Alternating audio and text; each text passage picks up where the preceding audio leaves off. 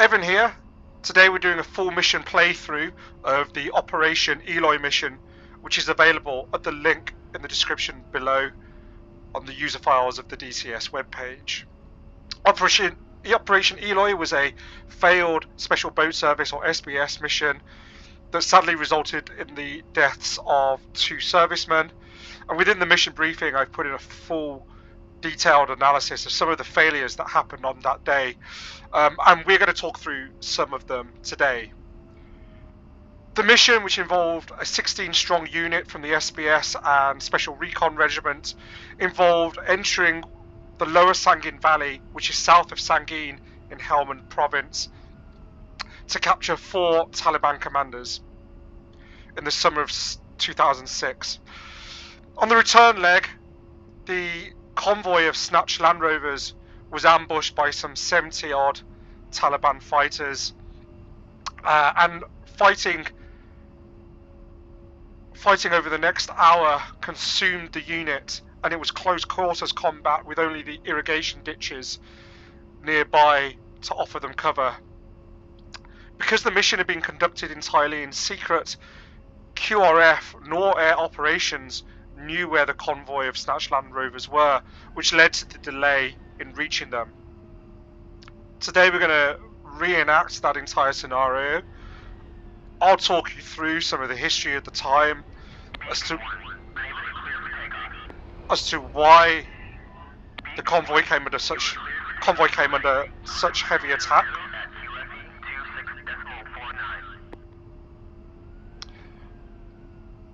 And give you some historical context which will hopefully make playing this mission a little bit more enjoyable. So I'm in the A-10 Flaming Cliffs version. I don't own the full fidelity version. This mission is also playable in AH-64 and CH-47, all of which were used in the rescue operation when it came to Operation Ilois. This is my first YouTube video. Obviously I've been featured in other YouTube videos with other content creators before. And by the way, YouTube is fantastic for DCS. There are some great DCS players. There are some great former pilots, in fact, who play DCS and offer some narrative on the realism or lack thereof within DCS. There are some great historians. There are some people who do this for fun. I sort of fit into none of those camps, though I am probably closest to those that play this for fun. I don't pretend to know what I'm doing, and you're going to see a whole load of errors today when it comes to my flying. So please don't judge me. Really what I do here is try and make this game as enjoyable as I can for other people, and give you historically accurate missions with accurate geography and accurate context to play on and enjoy yourselves. As I say, I don't own the full fidelity A-10, so we're in the Flaming Cliffs version. I must admit, I like this aircraft. I can kind of just jump in and go, which is good. Very little to learn. I think altogether I use its control surfaces, its gear, air-to-ground master mode, and weapon change. I'm keeping an eye on my gear. I mean, this demonstrates. This is Athens. I've got you just out of Kandahar. Continue west 285, height to your discretion. You are free to play in keel boxes. Papa Romeo 63647374. Say again. You're free to play in keel boxes. Papa Romeo 636473 and 74. No restrictions acknowledged. So we've just been handed over to Southwest controller there.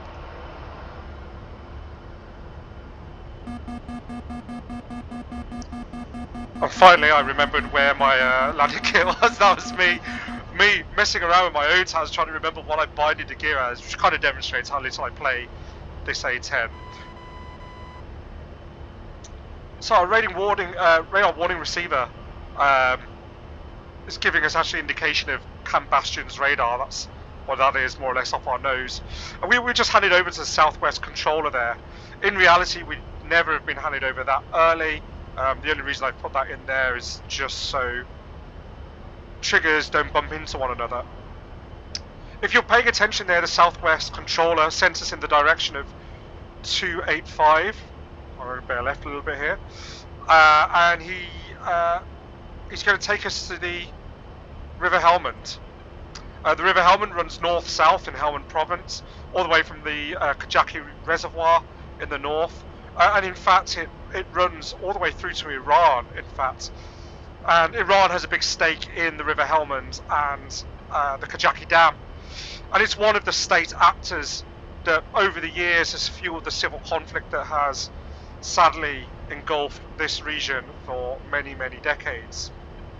We're playing in the summer of 2006, and the scenario is that the RTB at 4,000.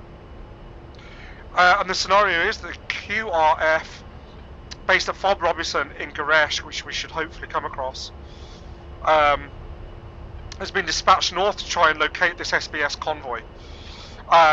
Meanwhile, we at Kandahar have been deployed to locate the convoy from the air and to give the QRF close air support as and when we need it. In reality, as I say, this mission to capture 4 Taliban commanders was conducted entirely in secrecy, and what that meant on the day was that when that convoy did come under attack and was ambushed, nobody really knew where it was, and it led to significant delays in getting help to them. And the firefight that ensues carries on well over an hour with limited support. At the time, the close air support was offered by A-10s, American A-10s just like this one, and also British Harriers, as well as a package of AH-64s and Chinooks. The operation sadly resulted in the deaths of 2 servicemen. I talk about their lives within the mission briefing when you read it. Such was the kind of chaos at the time that in fact they aren't noticed as missing until the QRF is RTB. It's only when the QRF is on its way home do they realise that 2 individuals are missing, and it's actually an AH-64 that in the end finds their bodies and later escorts out a CH-47 to recover those bodies later on. And that really does reveal how chaotic all of this was in the moment. But that's the situation. We're joining this mission as the QRF has already been deployed. If I press F10 here, we can see the QRF on its way north. They're going to check in with us later on. A little bit about the history then, and the historical context that we find ourselves in. Summer of 2006 is a bloody year for the British for a number of reasons. I'm not going to talk too much about it in this video, but its platoon house strategy, or sometimes called the ink spot strategy, really was a failure to begin with. And you can probably Google that and find some further information on it. But in short, the strategy involved putting small groups of small units in what were called platoon houses dotted around Helmand Province with the hope of exerting influence from those platoon houses. And the reality was we just didn't have the numbers to be able to do that. We just didn't have the span of control to exert much, if any, influence at all, and instead those platoon houses come under heavy attack. Perhaps of more relevance to this operation, though, was some of the strategic failures at the time that really gives rise to this whole scenario. First of all, there's this preoccupation with OPSEC and secrecy. And as I say, this operation was conducted entirely in secrecy. Later on in the conflict, I like to think that this was loosened up a little bit, and this is part of the reason why. Because of this historical preoccupation with secrecy, it meant information sharing, particularly across states, across nations, and the coalition operating in Helmand Province, was incredibly slow, and the enemy could just operate so much more quickly than we could because of those tight controls on OPSEC. And this is a great example, or sadly a tragic example I should say, of that at play. The other significant failure here is actually the equipment that we sent our troops out with. At this time in the conflict, we're operating with snatched Land Rovers, and it demonstrates a poor understanding of the enemy and the enemy's capability. And later on in the conflict, of course, we would have more armoured vehicles in the region, and of course, once the United States Marine Corps are involved, that technology comes on even more so. But at this stage, it really is just severely unprotected snatch Land Rovers. And the underestimate of the enemy is significant. First of all, 2006 is a year in which the Taliban had been... Peg 1-1, Peg 1-1. This is 06 checking in. You're coming through clear and unbroken. It's turning into a bit of a cluster down here. We thought we'd have found the convoy by now, but God knows where it is. We're currently about 12 miles south of Sangin, but we're stuck at a roadblock. Our position's marked with blue smoke. The enemy is 1700 feet to the north at a crossroads. Request assistance. Acknowledge. So that was the QRF checking in with us. He said they're stuck at a roadblock, and the enemy was at a crossroads. So I'm going to assume it's this crossroads or this crossroad up here. We're going to offer some close air support. I'm going to come right a little bit. I've been flying slightly off my heading. I was told to fly at 285 and then connect with the River Helmand. He said as well that they'd be deploying blue smoke to mark their position, so we'll keep an eye out for that as and when we get there. So as I say, 2006 is a year that the Taliban is emboldened with foreign fighters. It receives an influx of foreign fighters and equipment, and the state actors at play there are predominantly Pakistan, but as I say, Iran might have played a role in this as well. What happens to the River Helmand is considered of strategic relevance to Iran too, but it's Pakistan that would have been the main players in that respect. Not only are the Taliban being emboldened by this kind of influx of foreign trained fighter, perhaps more notably, the British had made a significant strategic failure in its alliances in Helmand Province.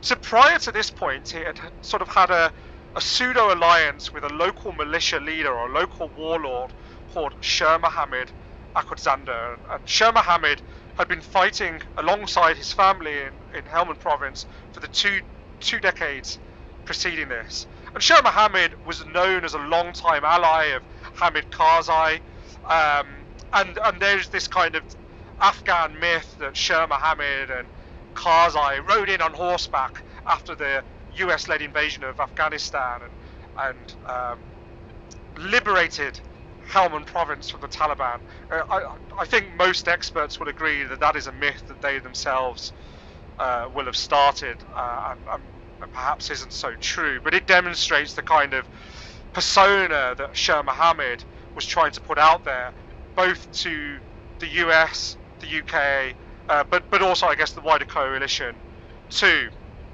And so Sher Mohammed was appointed the provisional governor of Helmand Province up until this point, and US Special Forces in particular had been playing alongside him, alongside the British as well. Sher Mohammed totally abused his position. He stole land.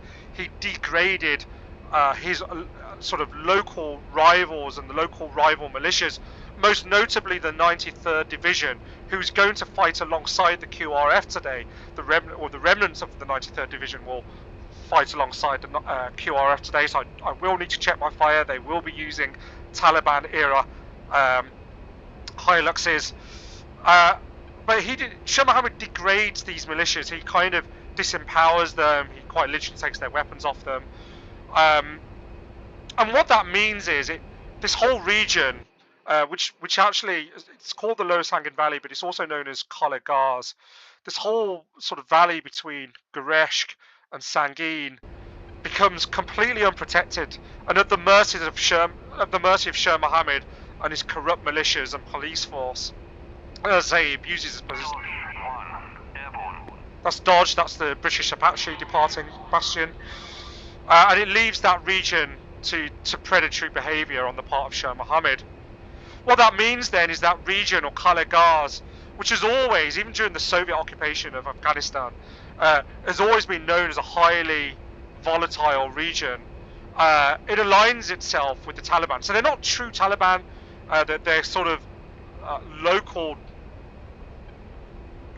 individuals with, if you like, beef with the corrupt local officials and Sher Mohammed. They align themselves with the Taliban in 2006.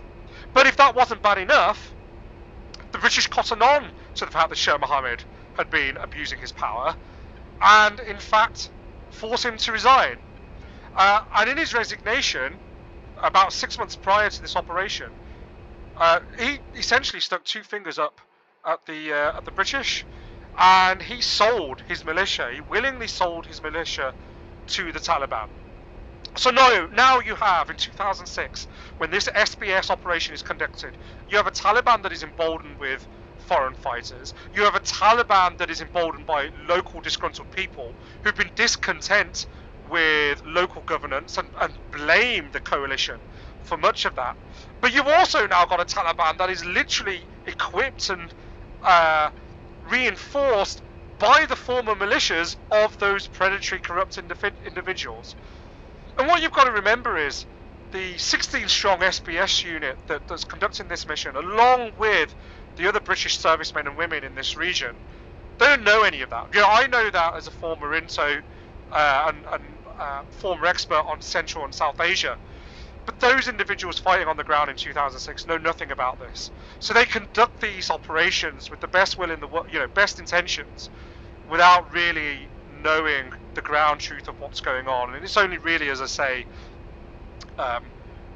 with hindsight, that we really understand the politics at play here. And that's the context in which this ambush has been conducted, and it's why the SBS units at the moment are surrounded by 70 odd individuals, and why the QRF is now stuck at a crossroads. We've been caught in. As I say, they're going to pop blue smoke as we get there.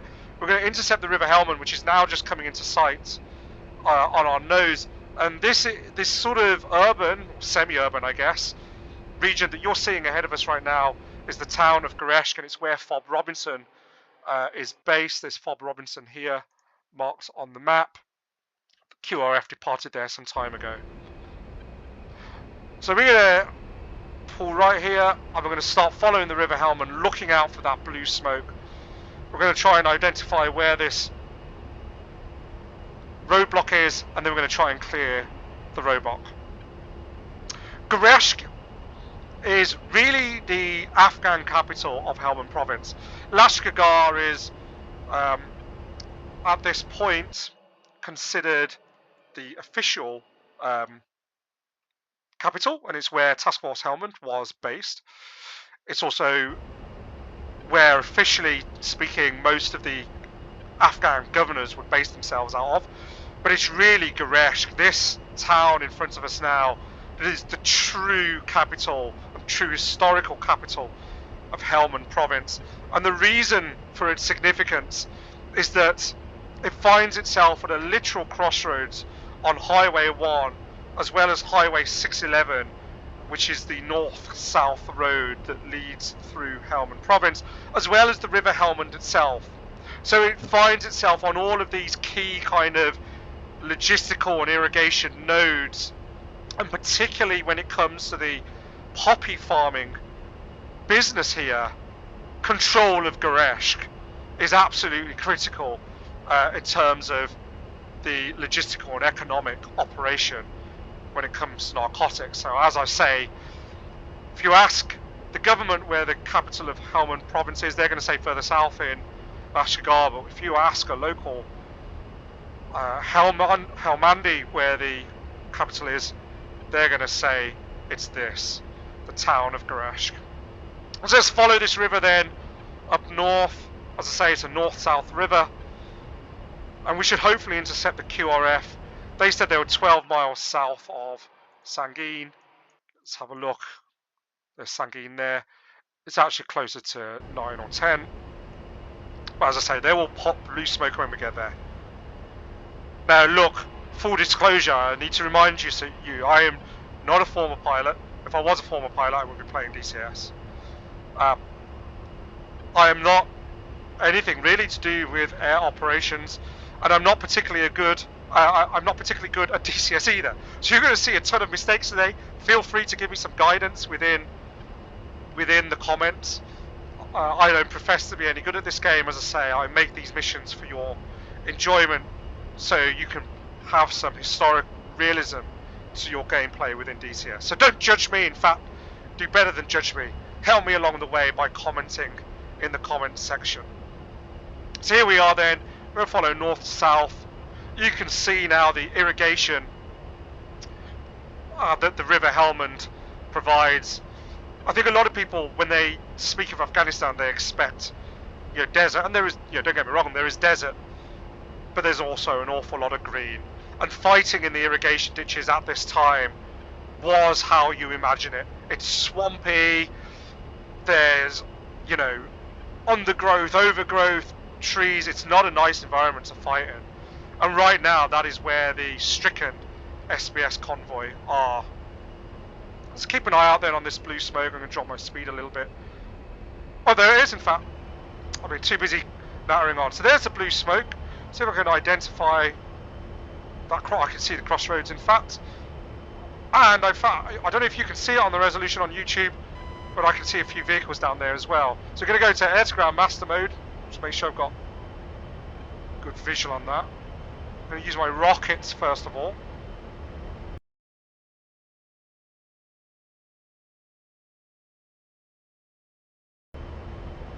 Make sure I don't lose visual on it. I'm going to do a, let me think this through, a west to east ingress here. I'm not going to go north to south. The reason for that is if I overshoot or indeed undershoot, I might hit friendlies. So I think I've got my eyes on that crossroad still. I can no longer see the vehicles, but I saw them on my pass. Let's just give this a go. I'm going to pop some flares at the same time. Slow myself up here. Often flares is enough to provide a break in the combat. Okay, there we are. I can see those vehicles. I think I meant to wait for this green circle to come down. Pull up, pull up. Altitude, altitude.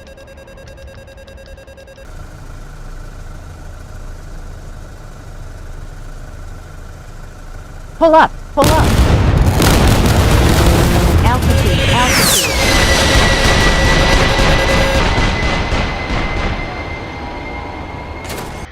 Okay, that was a half decent run. I took some hits on the way there, on that left side, but engines feel good. She doesn't feel sluggish. She's okay. I should have a bit of a smoke trail now to be able to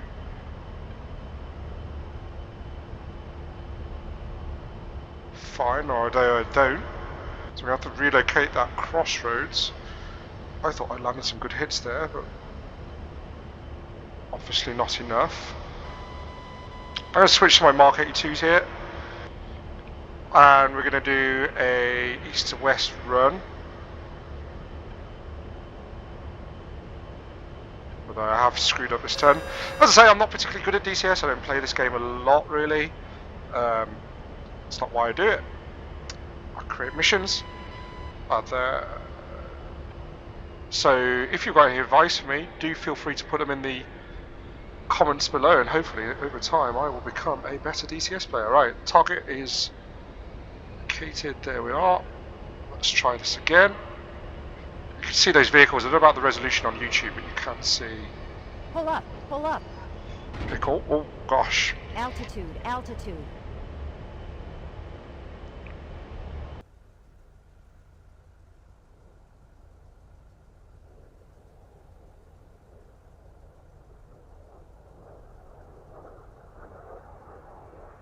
Pull up, pull up. Altitude, altitude. Pig 06, we're on the move again. Stand by for further tasking. Okay, roadblock is cleared. That was 2 runs that was done in. See if any of you can beat that. 2 runs. I say that like it's a success, but my hog is unfortunately horribly blown to pieces on my left wing. They seem to be bullying that wing a lot. She feels okay though. When I let go of the stick there, she comes back into trim nicely. So control surfaces seem good. That right hand side, I got a few holes in. Engines seem good. So that was the QRF telling us that they're on the move now. They're going to head further north, try and locate the SBS convoy, and we're going to assist them on their route. But so far, that's relatively successful. I'm not enjoying the holes in my wing, but she is a beast. She tends to withstand these things. So let's see what we can find now moving forward. So the explosion's going down on the ground there.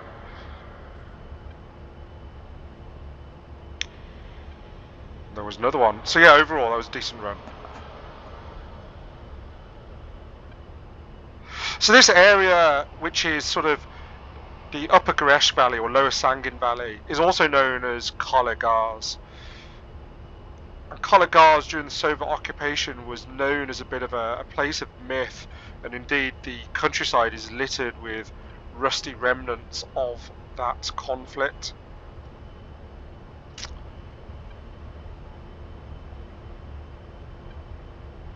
Let's see if I can see those warriors. I can't see the QRF at the moment.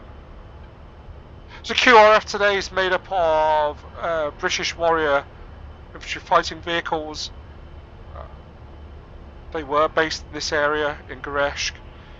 And also remnants of the 93rd Militia, which are using Toyota Hiluxes, Taliban era Toyota Hiluxes. So as I do my runs, I am going to have to pay attention to what I'm engaging. The involvement of the 93rd Division, which was once upon a time a formal military Afghan unit, come sort of militia and under the ownership of a influential warlord in this area called Mir Wali. Their involvement today really demonstrates the conflict at the time. I've just noticed this smoke plume over here, so I'm going to investigate that. The conflict at the time is not a straightforward Taliban versus coalition conflict. The conflict is actually a myriad of small conflicts happening within the Helmand countryside. And you only have to move maybe 15 miles from one location to the next. The nature of the conflict and the nature of the militias involved are very different. And those militias have sometimes been fighting since the 1980s. They're fighting on ideological grounds, they're fighting on patronage and funding grounds, and they're fighting on narcotics grounds. So I've got this fire here. I'm just trying to investigate and see what's going on. I don't really see much going on down here. I'm wondering if that's the convoy. I can maybe see two vehicles down there. I'm just going to get a bit lower. Pig 06. We're taking contact front. There's no way we can advance any further. Request urgent assistance. Friendlies are putting down orange smoke and are reporting contact 700 feet to their southeast and 500 feet to their southwest.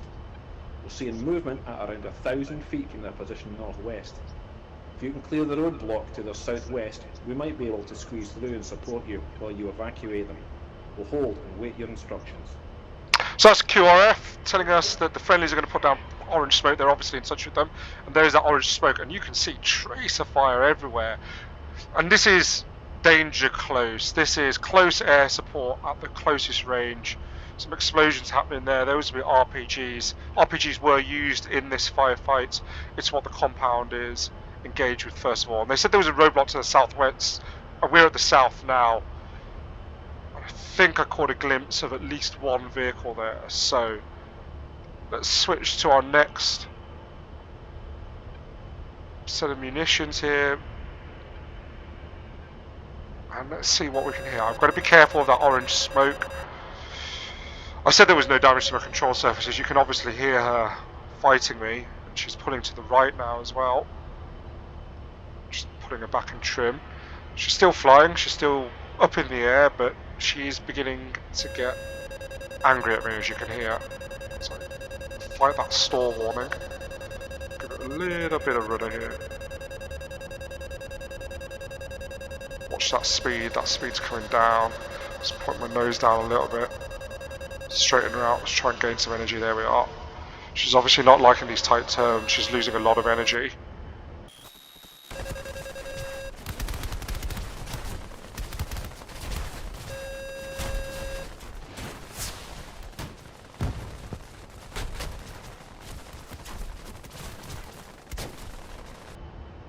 Okay, orange smoke of friendlies. There is a lot of tracer fire. I think I see the roadblock. This is a good run. Oh god, yeah, that is definitely the roadblock. Altitude, altitude. Pickle.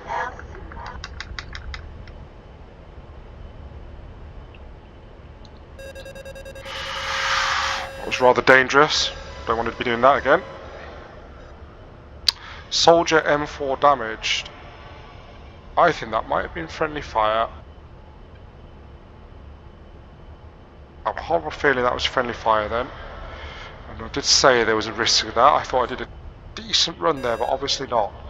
Okay, we are down to our last couple of Mark 82s. So this mission really gives you some idea of how difficult close air support is. A-10s were used in this operation for close air support during this firefight, and they do break the contact. So their presence alone forces the Taliban into a sort of retreat and allows a break in the firefight. One, passing waypoint 1 at 3,000. And that is the Apache flight inbound. Apaches also helped during this firefight. So yes, the A-10s and British Harriers as well do force the Taliban into retreating for brief moments. That in time allowed the QRF to get through. Such was the mess of the mission though, and as I say, it was conducted in secretly, so QRF air operations had no idea really of the whereabouts of this convoy. Such was the nature and chaos of this day that the bodies of 2 individuals was actually left on the battlefield, and it's in fact an Apache that returns to the area that locates their bodies using a thermal scope, and a Chinook later comes and picks up those 2 fallen soldiers. So there is tracer fire everywhere. I'm down to my last Mark 82s. She's becoming a lot to handle. Store warning is going off almost continually. I'm bringing up some good energy here. Let's try and clear that roadblock again. We did have a friendly fire incident. I thought I was well clear of that orange smoke, I'm not going to lie. Whoa. Oh gosh.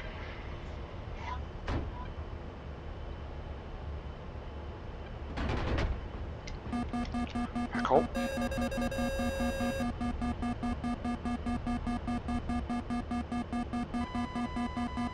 Okay, master warning light was on. She's pulling to the right significantly, and that engine, as you can see, is shot to pieces. I'm keep an eye on my speed here. I maybe have 1 run left on me. She's shot up bad. I mean, this left wing is more or less, I mean, I'm not sure that's much of a wing anymore, is it?